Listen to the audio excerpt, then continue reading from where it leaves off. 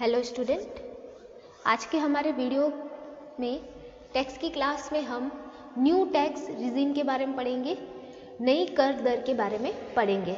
ठीक है, जो हमारा फाइनेंस एक्ट 2021 है उसके अकॉर्डिंग एक न्यू टैक्स रिजीम निकाली गई है जो कि ऑप्शनल है कि कोई भी असेसी अपनी खुद के वॉलेंट्री बेसिस पे उस रिजीम को सेलेक्ट कर सकता है। ठीक है, तो वो नई कर दर क्या है और अगर वो दर लागू होती है तो फिर उसके असेसमेंट में किस प्रकार से चेंजेस आएगा वो हम अभी डिस्कस करेंगे। ठीक है, तो देखिए स्टार्ट करते हैं पढ़ना इसको। देखिए, यदि करदाता नई कर दरों के विकल्प का चयन करता है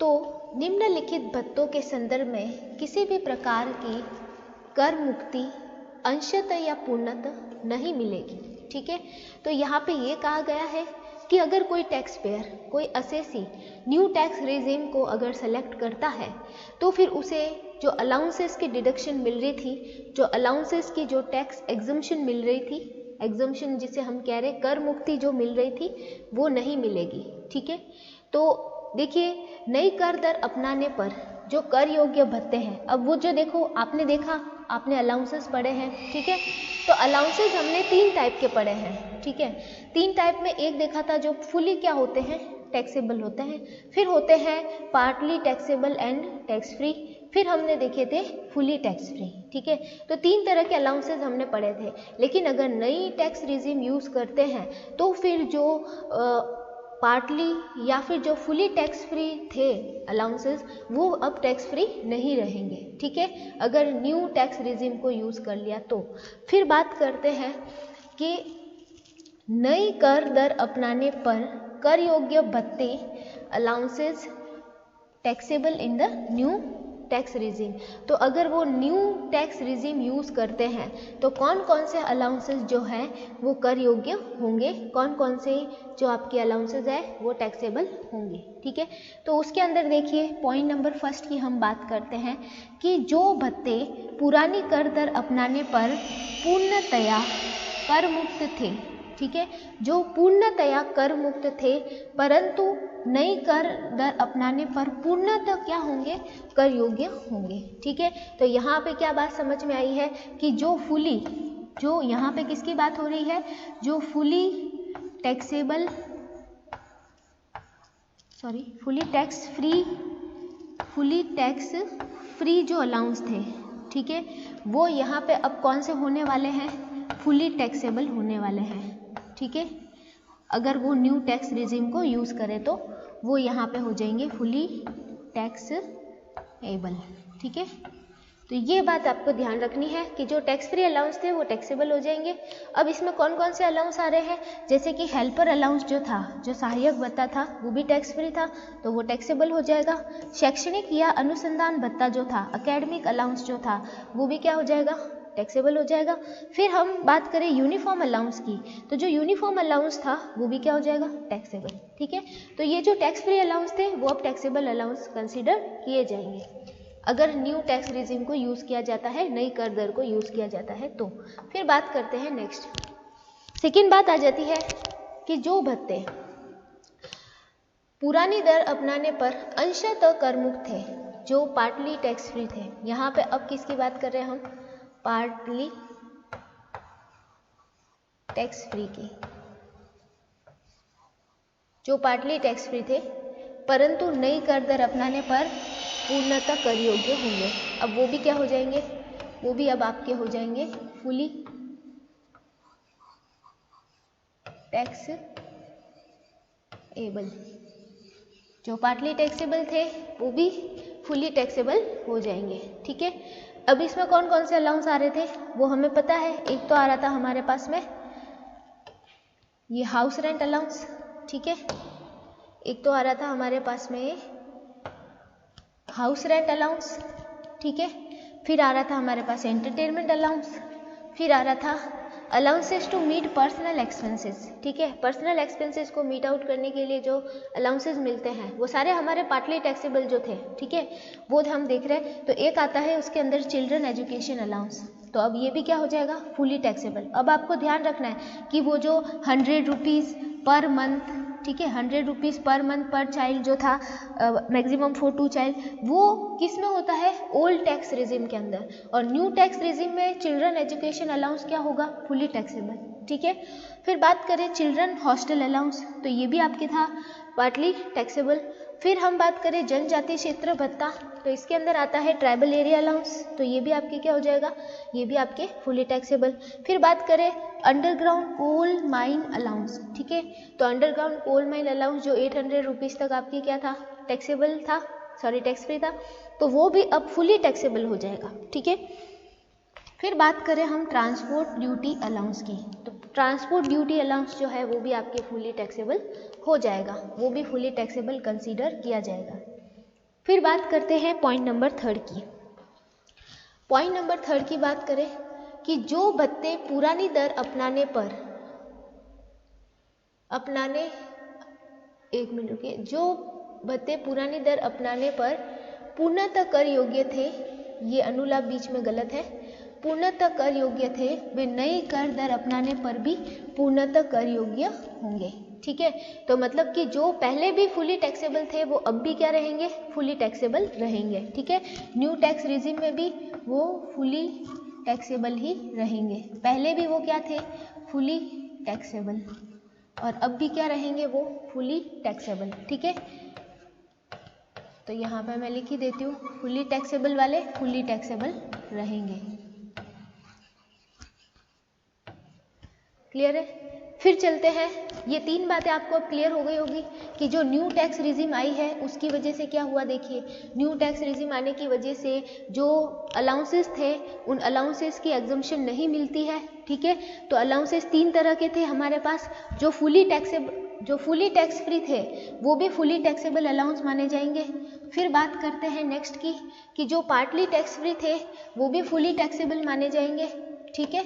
और फिर थर्ड बात करते हैं फुली टैक्सेबल अलाउंस की, जो खुद वापस फुली टैक्सेबल माने जाएंगे। तो तीनों टाइप के अलाउंस जो है वो फुली टैक्सेबल माने जाएंगे, ठीक है। लेकिन सिर्फ 3 जो अलाउंस है उसकी यहाँ पे क्या मिलती है, एग्जम्पशन मिलती है। सिर्फ 3 अलाउंस की न्यू टैक्स रिजिम में एग्जम्पशन मिली है, और वो तीनों अलाउंस कौन कौन से हैं, तो वो तीनों अलाउंस देखिए, नई कर दर अपनाने पर करमुक्त भत्ते, टैक्स फ्री अलाउंस इन न्यू टैक्स रिजिम। नई टैक्स रिजिम के अंदर कौन से टैक्स फ्री अलाउंस है, तो उसके अंदर फर्स्ट आपके आ जाएगा ट्रैवलिंग अलाउंस, ठीक है। तो ट्रैवलिंग अलाउंस पहले भी टैक्स फ्री था और अब भी क्या रहेगा, टैक्स फ्री रहेगा। डेली अलाउंस ये भी आपके टैक्स फ्री था और अब भी क्या रहेगा, टैक्स फ्री। फिर जो कन्वेंस अलाउंस है ये भी पहले टैक्स फ्री था और अब भी क्या रहेगा, टैक्स फ्री, ठीक है।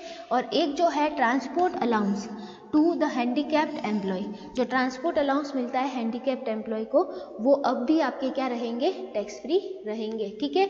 तो मतलब सारे अलाउंसेस, अब यहाँ का सार ये निकलता है कि सारे अलाउंसेस टैक्सेबल हो जाएंगे, सिर्फ किनको छोड़कर, इनको छोड़कर। ये जो 4 अलाउंस है ना, सिर्फ इनकी आपको यहाँ पे क्या मिलेगी, एग्जम्पशन मिलेगी। बाकी सारे क्या हो जाएंगे आपके, बाकी सारे के सारे जो अलाउंसेस है वो टैक्सेबल हो जाएंगे, ठीक है। तो यहाँ पे ये बात समझ में आई, न्यू टैक्स रिजिम यूज़ करोगे तो सारे अलाउंसेस की जो एग्जम्पशन मिलती है वो खत्म हो जाएगी, सिर्फ इन 4 जो अलाउंसेस है उनकी ही आपको क्या मिलेगी, एग्जम्पशन मिलेगी, ठीक है। तो मतलब सारे अलाउंसेस आपके टैक्सेबल हो जाएंगे सिर्फ इन 4 को छोड़कर, ठीक है। तो ये इसमें आता है। फिर देखिए क्या बोला है, नई कर दर अपनाने पर वेतन के स्थान पर लाभ कर मुक्त होंगे, ठीक है। अब यहाँ पे बात हो रही है किसकी, यहाँ पे बात हो रही है आपके वो जो प्रॉफिट, यहाँ पे बात हो रही है प्रॉफिट इन, ये जो लीव ऑफ सैलरी थे आपके,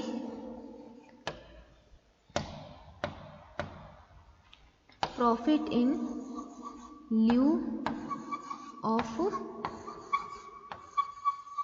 सैलरी, ठीक है। तो profit in leave of salary की बात हो रही है, तो वो यहाँ पे क्या हो जाएंगे, पूरे के पूरे एग्जम्प्टेड, क्या हो जाएंगे, एग्जम्प्टेड हो जाएंगे, उनके लिए कोई लिमिटेशन नहीं लगेगी। ये बात यहाँ पे आपको पता चल रही है,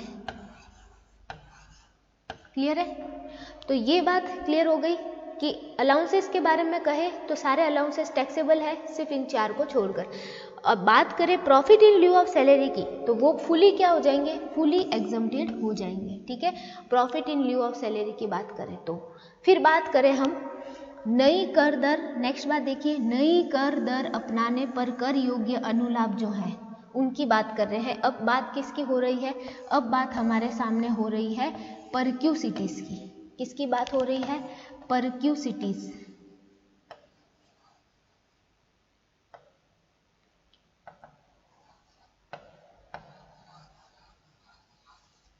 यहाँ पे अब आपके सामने बात हो रही है परक्यूसिटीज, सुविधाओं की, अनुलाभों की।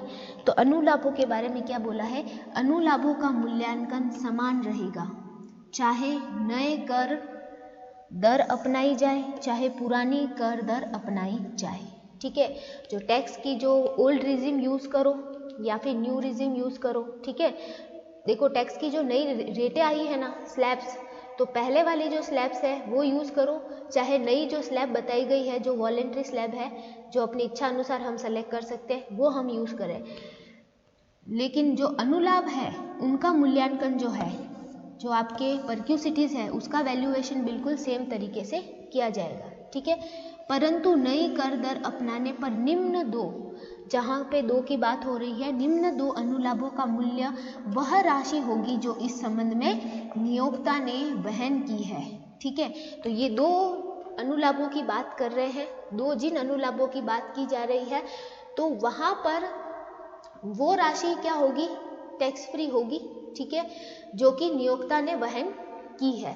तो यहाँ पे अनुलाभों का मूल्य जो है, दो अनुलाभों का, वो किस तरीके से निकाला जाएगा, जो राशि नियोक्ता ने वहन की है, अर्थात वह पूर्णतया कर योग्य होंगे। ठीक है, इसका मतलब यहाँ पे बाकी सारे जो परक्यूसिटीज है उनका वैल्यूएशन वैसे ही होगा जैसे पहले हो रहा था, लेकिन जो दो परक्यूसिटीज की बात कर रहे हैं उसका वैल्यूएशन क्या होगा, उसका वैल्यूएशन जो एम्प्लॉयर ने अमाउंट पेड की है वो होगा। ठीक है, और इसका मतलब वो क्या होंगे, वो टैक्सेबल होंगे, फुली टैक्सेबल होंगे। और कौन से है वो दो अलाउंस, वो है निशुल्क भोजन नाश्ते संबंधी और शीतल पेय की सुविधा। ये जो रिफ्रेशमेंट फैसिलिटीज मिलती है, ठीक है, ये रिफ्रेशमेंट फैसिलिटी की बात कर रहे हैं यहाँ पे, ब्रेकफास्ट और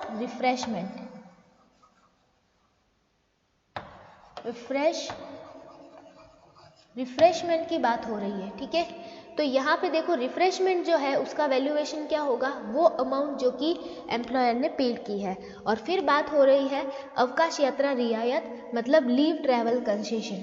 ठीक है, ये है आपके लीव ट्रैवल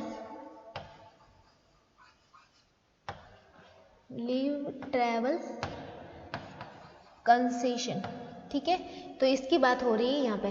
तो ये दो जो आपके परक्यूसिटीज है इनका वैल्यूएशन जो भी अमाउंट पेड की है एम्प्लॉयर ने वो होगा। ठीक है, अब देखो यहाँ पे आपके लिए एक नोट दिया गया है, और वो नोट क्या है, नोट ये है कि यदि प्रश्न में यह नहीं दिया गया हो कि कर्मचारी नई कर दर को अपनाएगा या पुरानी कर दर को अपनाएगा, तो प्रश्न का हल दोनों स्थितियां मानकर अलग अलग स्थिति में वेतन से आय ज्ञात करके कर देना चाहिए। ठीक है, अब हमें क्वेश्चन में नहीं पता कि एम्प्लॉय ने न्यू टैक्स रिजिम यूज की है या पुरानी टैक्स रिजिम यूज की है, यह क्वेश्चन में नहीं दिया गया है, या फिर क्वेश्चन में नहीं दिया गया है कि न्यू टैक्स रिजिम यूज करोगे या पुरानी टैक्स रिजिम को यूज करोगे, तो उस कंडीशन में हमें क्वेश्चन को दोनों टैक्स रिजिम से सॉल्व करना चाहिए। ठीक है, ये यहाँ पे नोट आपको बता दिया गया है। क्लियर है? फिर देखो बात क्या कर रहे हैं, अब मेन चीज आ रही है आपके सामने। अब देखिए क्या चीज आ रही है, अब आ रही है वेतन में से कटौतियां। ठीक है, वेतन में से कटौतियां मतलब जो सैलरी में से जो डिडक्शंस मिल रही है। ठीक है, स्टार ही नहीं बन रहा, देखो वेतन में से जो कटौतियां मिलती है, डिडक्शन फ्रॉम सैलरी की बात की जा रही है। ठीक है, सैलरी में से कौन कौन से डिडक्शन मिलती है, तो यहाँ पे बात हो रही है ये कटौतियां वेतन में उपलब्धियों के योग कॉलोमेंस अर्थात सकल वेतन में से प्रदान की जाएगी। ठीक है, तो आपकी जो ग्रॉस टोटल सैलरी होती है, तो ये डिडक्शंस आपको कहाँ से मिलेगी? ये मिलेगी आपको ग्रॉस टोटल सैलरी से। ठीक है, आपकी जो ग्रॉस टोटल सैलरीज होती हैं उसमें से ये डिडक्शन मिलेगी। मतलब अब तक आपने जो भी सैलरी में ऐड किया है, जैसे कि बेसिक सैलरी, ठीक है, फिर आप ऐड करोगे अलाउंसेस, ठीक है, फिर आप ऐड करोगे पीएफ की अमाउंट, पीएफ में कंट्रीब्यूशन एम्प्लॉयर का, फिर आप ऐड करोगे उसके अंदर profit in lieu of salary, profit in lieu of salary. ठीक है, तो ये कुछ चीज़ें हैं, और भी हम ऐड कर सकते हैं उसके अंदर। हम परक्यूसिटीज़ की वैल्यू ऐड करेंगे। ठीक है, यहाँ पे लिखा नहीं जा रहा है, ठीक है, यहाँ पे लिख देती हूँ। हम परक्यूसिटीज़ की वैल्यू को ऐड करेंगे।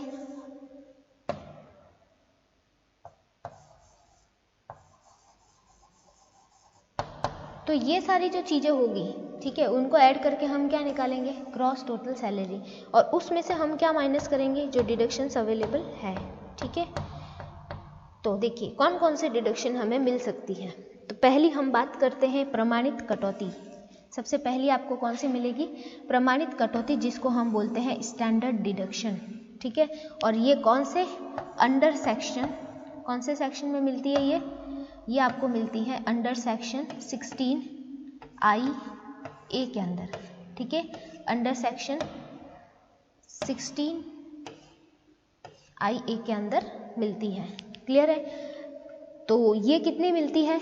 ये मिलती है या तो आपको 50,000 या फिर आपकी जो ग्रॉस सैलरी है उसकी अमाउंट। तो मतलब मैक्सिमम ये कितनी मिलती है? 50,000। इन दोनों में से जो कम होती है ना, या तो आपका ग्रॉस सैलरी या फिर 50,000 की अमाउंट, उतनी मिलती है। तो ये मान के हम चल सकते हैं कि ये मैक्सिमम कितनी मिलती है? मैक्सिमम ये 50,000 की मिलती है। ठीक है, तो मैक्सिमम ये 50,000 मिलती है स्टैंडर्ड डिडक्शन, और ये सभी एम्प्लॉयज़ को मिलती है। फिर हम बात करते हैं नेक्स्ट आता है आपके मनोरंजन भत्ते की कटौती। ठीक है, डिडक्शन फॉर एंटरटेनमेंट अलाउंस। जो एंटरटेनमेंट अलाउंस है उसकी डिडक्शन मिलती है, और कौन से सेक्शन में? Under section 16(2). ठीक है, अंडर सेक्शन 16(2) में मिलती है। ठीक है, अब यह कटौती, यह जो डिडक्शन है, केवल सरकारी, केंद्रीय व राज्य कर्मचारियों को ही उपलब्ध है। तो ये किसके लिए है? ये हम कह सकते हैं ओनली फॉर गवर्नमेंट एम्प्लॉय। ये सिर्फ किसको मिलती है? गवर्नमेंट एम्प्लॉयज़ को। ठीक है, तो ये गवर्नमेंट एम्प्लॉयज़ के लिए ही है। अब देखो ये कितनी मिलती है? ये मिलती है, यह कटौती निम्नलिखित में से सबसे कम राशि हो उसकी मिलेगी। तो यह कटौती कितनी मिलेगी? निम्नलिखित में से जो राशि कम हो, which ever is less from following, इनमें से जो भी राशि कम होगी उसकी ये डिडक्शन मिलेगी। या तो इसे हम कह सकते हैं जो एक्चुअल अमाउंट रिसीव हुई है, एक्चुअल अमाउंट, या तो एक्चुअल अमाउंट कह सकते हैं जो अलाउंस की मिली है वो। ठीक है, या फिर बेसिक सैलरी का 20%। ठीक है, 20% ऑफ बेसिक सैलरी। ठीक है, या फिर ये मिलती है 5,000। ठीक है, इन तीनों में से जो कम होगा वो आपको ये डिडक्शन मिलेगी। क्लियर है? फिर हम बात करते हैं थर्ड नंबर डिडक्शन की। तो थर्ड नंबर डिडक्शन क्या मिलती है? रोजगार पर लगाए गए कर के संबंध में कटौती। ठीक है, तो deduction for the tax on employment. तो एम्प्लॉयमेंट पे जो टैक्स होता है उसकी डिडक्शन मिलती है। ये देखो, एम्प्लॉयमेंट टैक्स का जो पेमेंट होता है वो एम्प्लॉय खुद करता है। ठीक है, तो अगर उसने उसका पेमेंट कर दिया है तो उसकी डिडक्शन उसको मिल जाती है, और ये पूरी की पूरी डिडक्शन मिलती है। ठीक है, और सबको मिलती है, फॉर ऑल एम्प्लॉयज़, चाहे वो गवर्नमेंट का हो चाहे वो प्राइवेट का हो, सबको मिलती है और फुल डिडक्शन मिलती है। जितनी अमाउंट उन्होंने पेड की है उसकी फुल डिडक्शन मिलती है। क्लियर है? तो ये था आपका डिडक्शन। अब देखो एक यहाँ पे स्पेशल बात कही गई है, वो क्या कही गई है कि नई कर दर न्यू टैक्स रिजीम अपनाने पर सेक्शन 16 अंडर सेक्शन 16 की जो डिडक्शंस है वो नहीं मिलेगी। ठीक है, तो सेक्शन 16 देखो कौन कौन सी, जो अभी हमने 3 डिडक्शन पढ़ी वो तीनों सेक्शन 16 ही थी। पहली तो 16 IA के अंदर थी, ठीक है, दूसरी थी 16 सेकेंड के अंदर, 16 फर्स्ट ए थी, फिर 16 सेकेंड थी, फिर 16 आपके थर्ड थी। ठीक है, तो तीनों डिडक्शन आपके 16 के ही थी, तो वो डिडक्शंस आपको नहीं मिलेगी, ये बता रहे हैं।